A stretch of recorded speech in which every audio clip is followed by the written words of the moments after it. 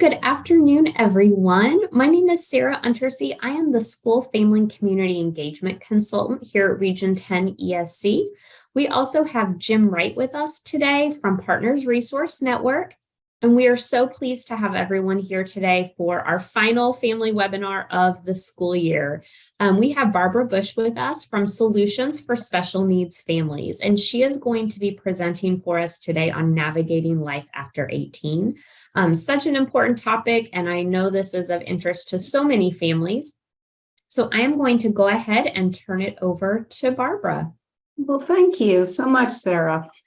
Welcome, and I'm so glad you've taken the time to sit in to listen to this presentation. A little bit about me. For 15 years, I worked for estate planning and probate attorneys, so I learned a lot about what families need to protect their future and to protect their children. I'm not an attorney. Left there and went to work for Marbridge Foundation in Austin. It's a residential campus for intellectually disabled adults. Worked there for 8 years and left, and in 2018 started Solutions for Special Needs Families. I just saw a need that it's so difficult to get information, to understand information about what happens after your child turns 18, how to get government benefits, whether you should do guardianship. There's just so many questions. And I felt like, well, if I could take that burden off the parents' shoulders for the benefits, then they could continue through their journey of helping their child, helping their family, working, and everything else that comes with it.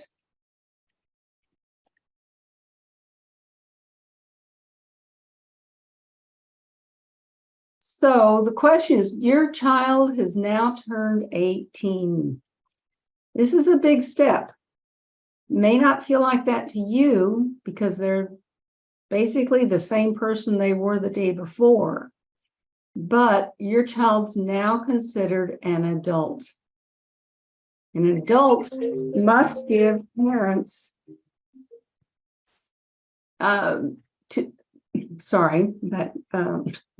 changed my chain of thought.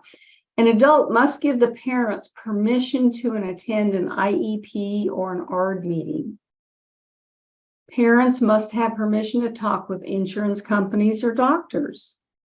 Now, this may not happen right away, but believe me, it's very possible this is going to happen, and you have to know how to handle it. Legally, parents cannot decide whether children can live, how they can spend the money, make medical decisions. They can't, make the decisions that your child couldn't open a credit card. So what can you do as a parent to prevent your child from being taken advantage of and continue to support and protect them?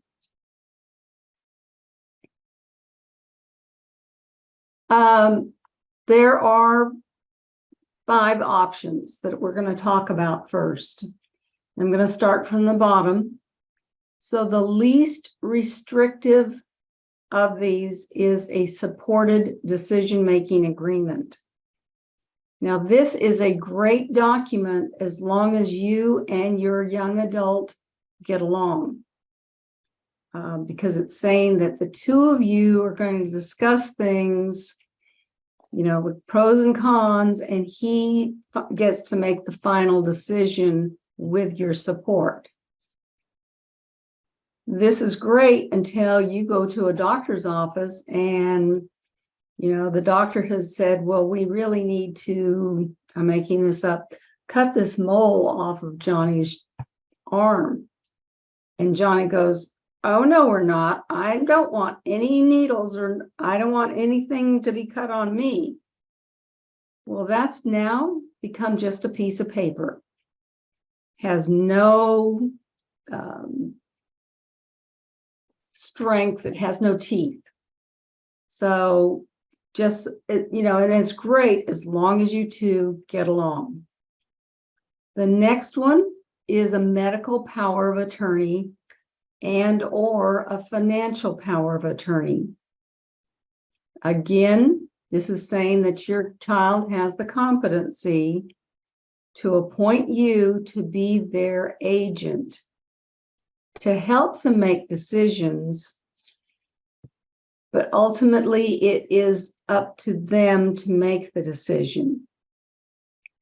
Now, when this comes into play that you actually can make the decisions for your child is if a doctor certifies that they are incapable, incapacitated, they can't speak for themselves, then you can make those decisions for your child.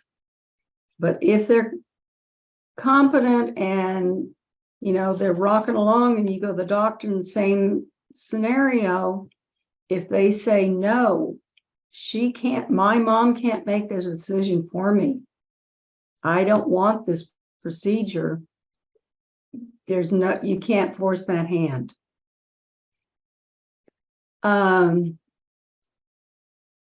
Limited guardianship.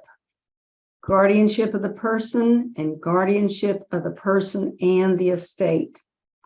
Those are the most restrictive because you are declaring to the state, my child is incompetent to be able to pay all of his bills, work and budget his money, be able to drive, to be able to move into an apartment. It's necessary in certain cases, and the only one that can make that decision is the parents, because you know your child better than anyone else. So a limited guardianship is where you can say, I think Johnny can vote. I think Johnny could, drive a car.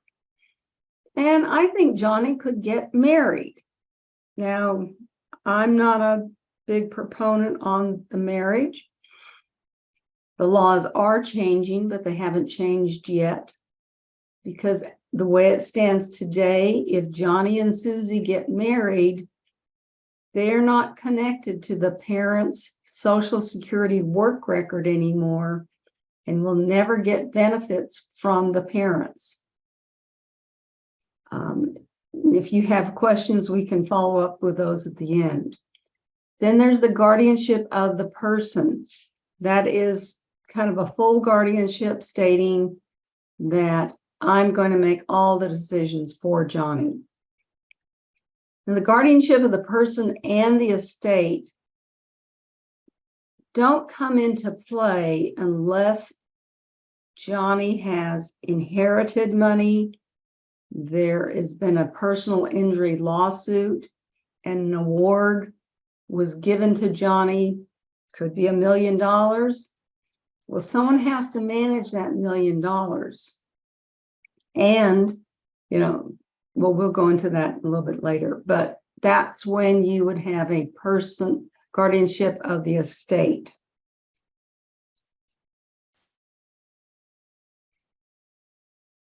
So government benefits also change at 18.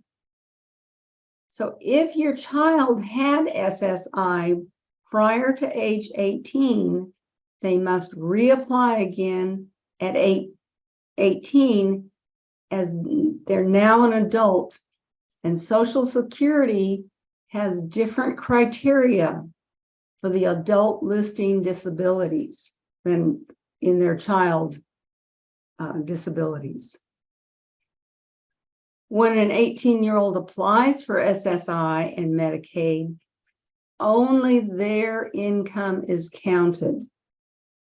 Generally, if you're under 18 and you're not medically fragile, the parent's income is deemed, meaning it's applied to that 18-year-old. So unless you're very poor and indigent, your child generally will not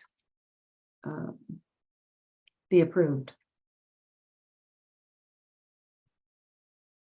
Now, as you know, divorce is high, period. But divorce is even higher when you have a disabled child. So know that in Texas, you have every right to ask for child support for the rest of their life, because that disability is not going away at 18. That Down syndrome just magically does not go away at 18. Also, you can ask for more than you would if you had neurotypical children, because as most of you know, and if you don't, I'm going to tell you, it costs more to care for a child with a disability. So just know that. But if you get child support after age 18, it is considered the child's money. And then Social Security looks at that and said, well, financially, they're not going to qualify for Medicaid. So what you have to create is a self-settled special needs trust. It can also be called a first party special needs trust. And the reason it's called this is because it is the child's money. If there was a personal injury lawsuit and the child was awarded money, it would have to go into this self-settled trust. Now, that's not bad. It protects the money from Medicaid, so they can get their SSI benefits. Now, the downside of one of these trusts is Medicaid. There's the provision in there. It's the Medicaid clawback provision, or the Medicaid estate recovery, which states that if Medicaid has paid for any prescriptions, hospitals, care, any of that for the child, they get to be reimbursed before anyone else gets the money. So that's only if your child dies. You can name a beneficiary, but Medicaid goes first before the beneficiary gets money.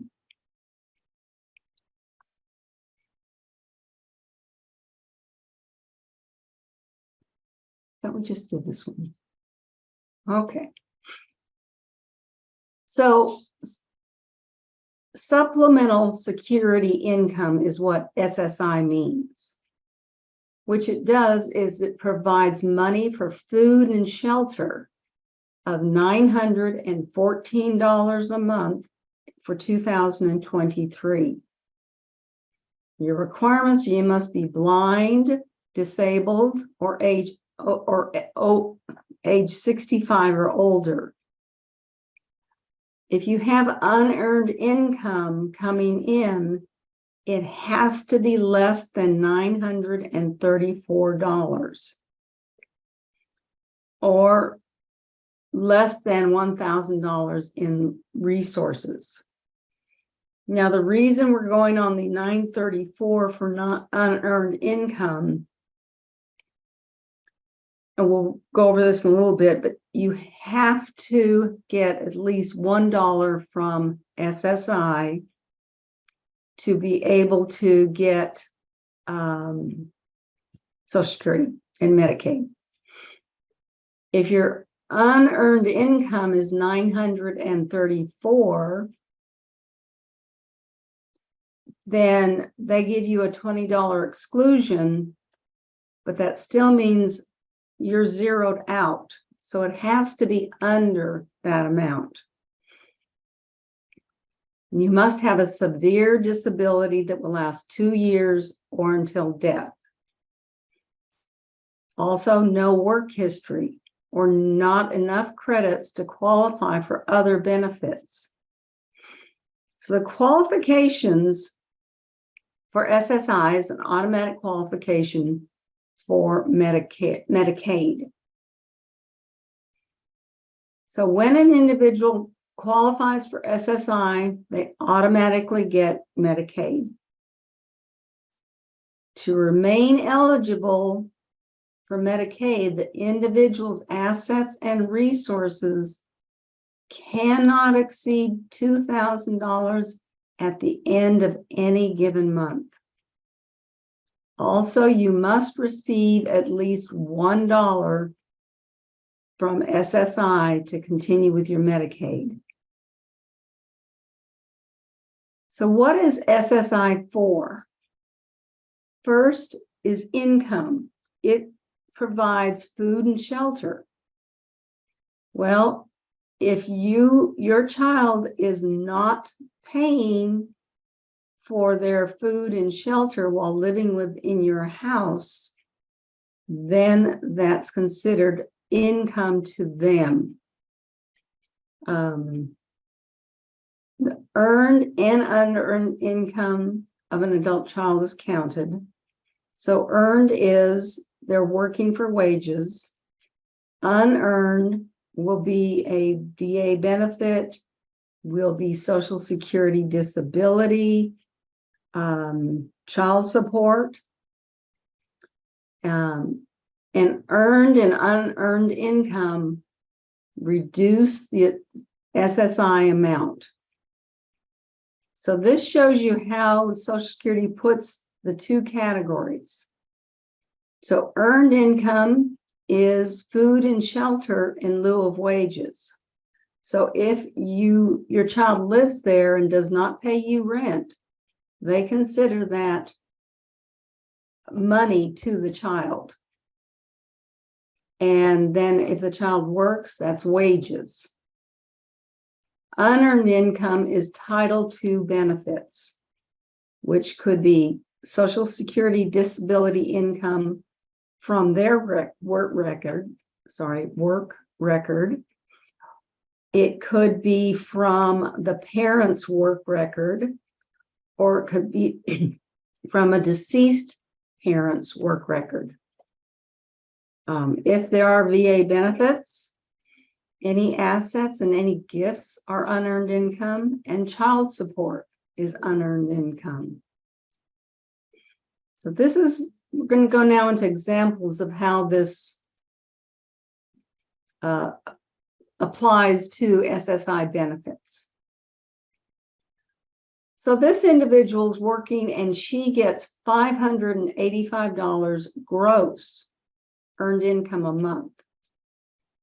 So the earned income exclusion lets her have the first $65. Social Security says that's yours. You can have it. It doesn't affect your benefits. Now, if she did not have unearned income, then she would get another $20 of exclusions. But in this case, we're going to show she does. So then you divide that total in half, which the total becomes 520. You divide it in half, and now your countable earned income is $260. So SSI reduces, this is the reduction. So this person worked enough, has enough credits, so Social Security disability is paying her from, it's an entitlement program because she's paid into it. So she's entitled to receive this amount. But there's that general income exclusion. So she gets to keep that first $20. Now only her countable unearned income is $200. Well, the maximum she could be getting in 2023 is $914 a month. But because she's not paying room and board they consider that in-kind support and maintenance. and they subtract a third of the benefit, which is $305 from that $914. Now her adjusted SSI benefit is $609. So let's put it all together. So she's getting $220 from SSDI. She worked and her gross income is $585 a month. Her earned income exclusion is $65, taken off this $585. General income exclusion for unearned income is $20. So we subtract 65 from 585, and you get a number of 520. You divide that by 2, and now your countable earned income is $260. Your countable unearned income less that $20 general income exclusion is $200. So you start with a 914, which is the maximum. Whoops, sorry. Okay, I'm going the wrong way.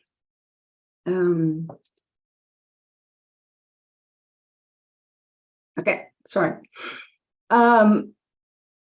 So now you're going to take away the in-kind support and maintenance of $305.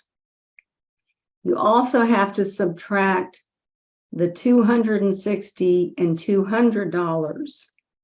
So now the Social Security benefit is going to be reduced to $149.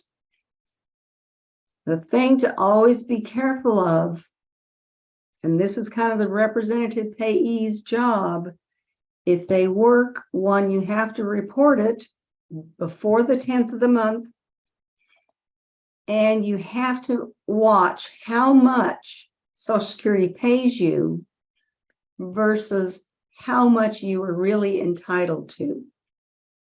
Because they may take that $585 and run with it for the next 6 months or the next year. Now, even if you lose your job or you get more money or less money, you have to report that, but you should also be aware that Social Security may just continue sending you $149 a month. So how to determine what in-kind support is?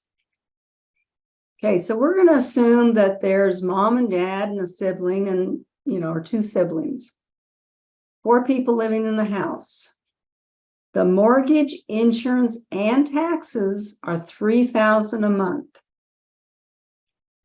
The average monthly bills are $400 for electricity, water, and sewer, and $800 a month for food.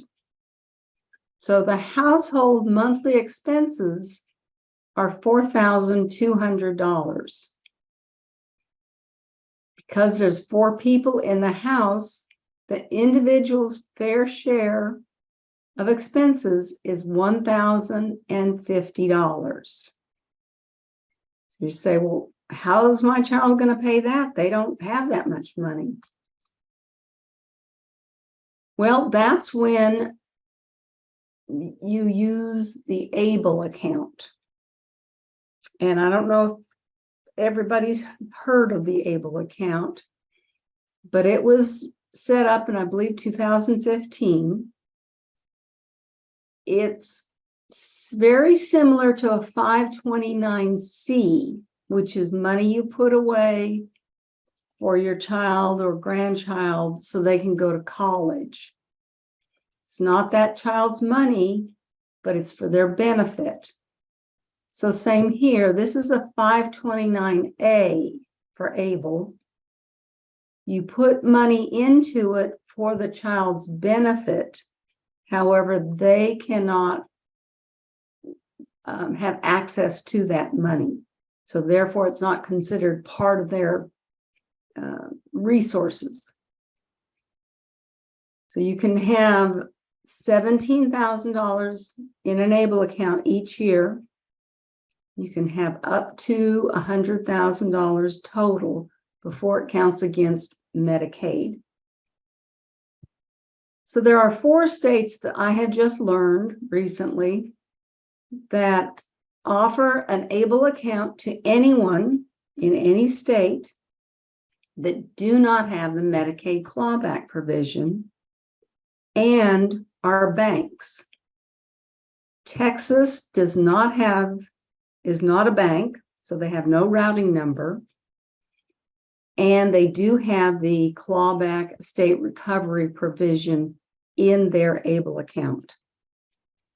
So the 4 states are California, Maryland, Oregon, and Pennsylvania.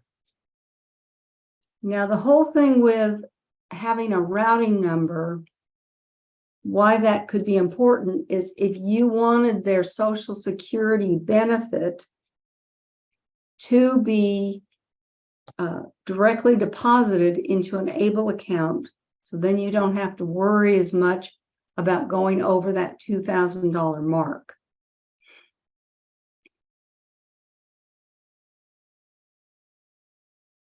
So funds in an ABLE account can be used to purchase qualified disability-related expenses. This is very broad because this is any expense related to the designated beneficiary's blindness or disability that assist him or her in increasing or maintaining their health, independence, or quality of life. So these include expenses related to housing, education, transportation, employment training and supports, assisted technology, personal support services, healthcare, financial management, administrative services. It goes on. It's a very broad choice of activities you can use it for. So here I'm going with a practical use for SSI. So the individual in an ABLE account can have more than the $2,000 and it doesn't count as an asset. Also, you can use the money in an ABLE account to pay for room and board. And this eliminates SSI's in-kind support and maintenance, allowing the individuals to receive the full $914 a month. So these are getting more rare, but sometimes either a grandparent, an uncle, sometimes a parent, will put money into an account called an UGMA, Uniform Gift to Minors, or an UTMA, which is a Uniform Trust to Minors. So this is an account parent or grandparent puts this in saying, well, when they turn 18 or when they turn 21, it's their money. Well, that's great as long as they are neurotypical and are not on government benefits. So if you have one of these accounts, then the assets must be transferred into an ABLE account if it's $17,000 or less. You can, prior to age 18, it's not their money. And so if you take it out, you can put it into an account for them, not in their name, but for them, and set it aside, earmark it so it can grow money. But again, it's not in their name. If anything is connected to their Social Security number, Social Security will find out. Okay, Hey, so hey, we need to wrap this up in about 5 more minutes, okay? okay. So SSI, we've got 1,050. You're going to take 500 from the SSI and pay it to yourself. You take 550 from the ABLE account and pay it to yourself. Here's a quick diagram to show you how this works. But once this is done for 2 months, then you can send in the statements and a rental agreement, and an SSA form 8006 asking Social Security to raise your benefit to $914.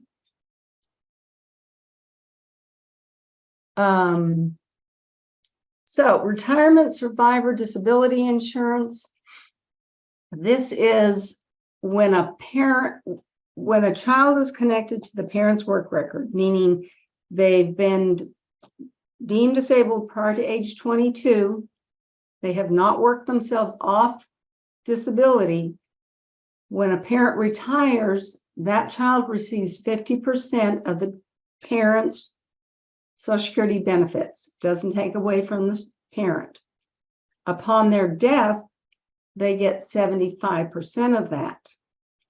Once this starts, 24 months later, they're eligible for Medicare and Medicaid. So you and I need 40 credits, which averages 10 years of part-time work. 1 credit is $1,640. You have to earn in 3 months. Unless you're disabled prior to age 22, then you only need 6 credits to start receiving your own SSDI. Already gone over that.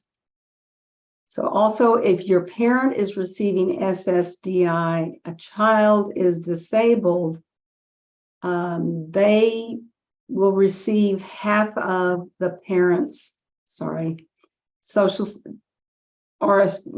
SSDI.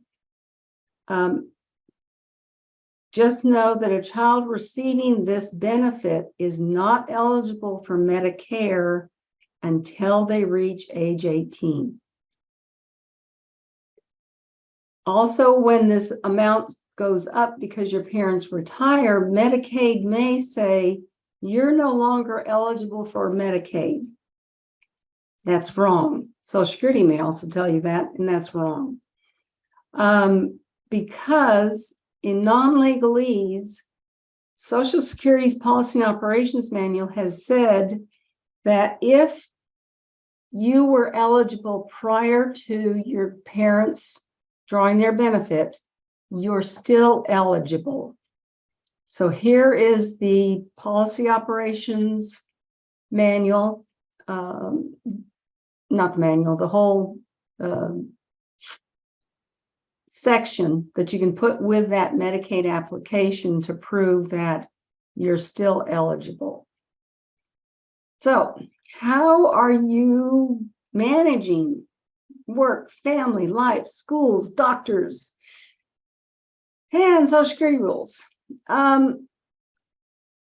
Seek out a professional benefits advisor, because they can help you through this maze, and it becomes very complicated, but people are out there to help you understand. So here's my contact information, and feel free to contact me anytime.